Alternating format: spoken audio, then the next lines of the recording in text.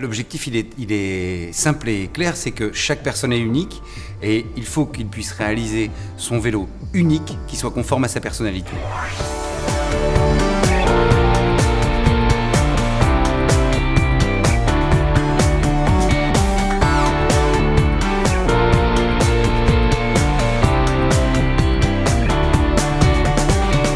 La chose extrêmement importante, c'est qu'il ne faut pas que la personne ait une représentation du vélo, quelque chose qui ressemble, mais il faut qu'il ait le vélo devant les yeux.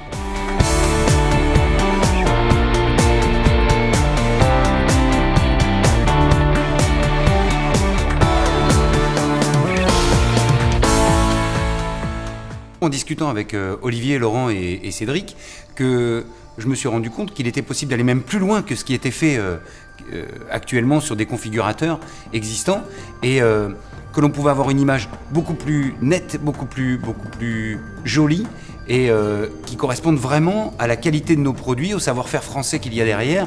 Et ils ont su faire la jonction entre notre produit et l'image qu'on voulait en donner. À partir de ma demande de configurateur qui paraissait assez simple comme ça, ils ont su aller plus loin et arriver à obtenir quelque chose qui n'avait été jamais fait auparavant, que l'on n'a jamais obtenu en termes de rendu. Alors moi je me suis occupé de la partie développement web, c'est-à-dire en fait tout ce qui rassemble l'affichage 3D, texture, objets, le temps réel, la gestion de la caméra et la gestion surtout avec le site marchand pour que finalement en fait tout puisse être possible entre l'affichage jusqu'à la commande. Alors les innovations c'est sur les langages qui sont utilisés puisqu'en fait on est sur du WebGL, ce qui suppose aucun plugin, on est responsive, c'est-à-dire que ça va sur tous les écrans, du téléphone jusqu'à la tablette, n'importe quel ordinateur. On est greffé complètement sur le site marchand. On a 4000 milliards de configurations possibles par cadre de vélo. Il y a aussi un travail de recherche qui est passionnant parce que moi j'arrive avec mon idée du produit, eux ont la notion technique qui est souvent extrêmement compliquée et c'est le fait de parler de tout ça et de confronter nos avis qui nous permet d'avancer et de créer des innovations.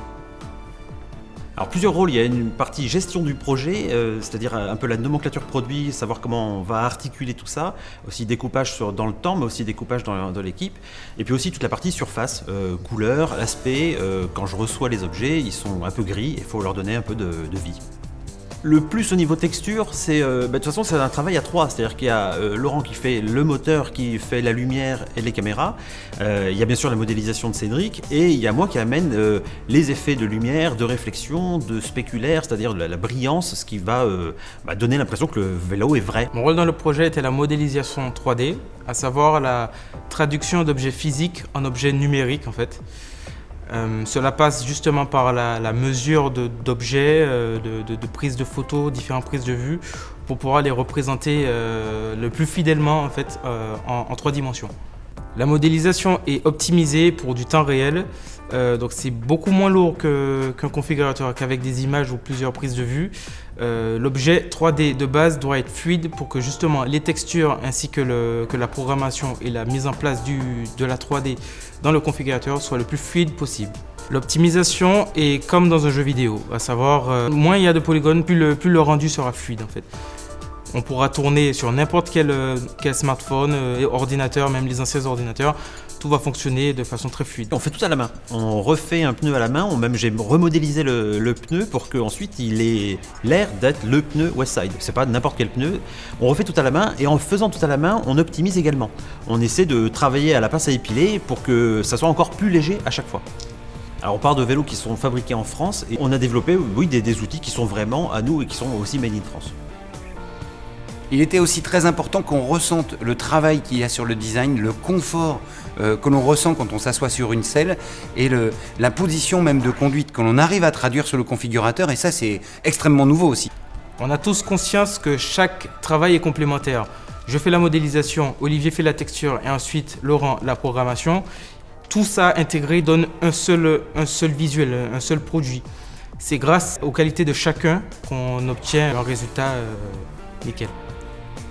On peut réutiliser le configurateur 3D qu'on a fait avec son système de hiérarchie, son système qu'on peut greffer sur un autre e-commerce. sur quasiment tous les produits, les voitures, éventuellement des batteries, un barbecue. On pourrait faire ce qu'on veut tant qu'il est configurable avec plusieurs accessoires.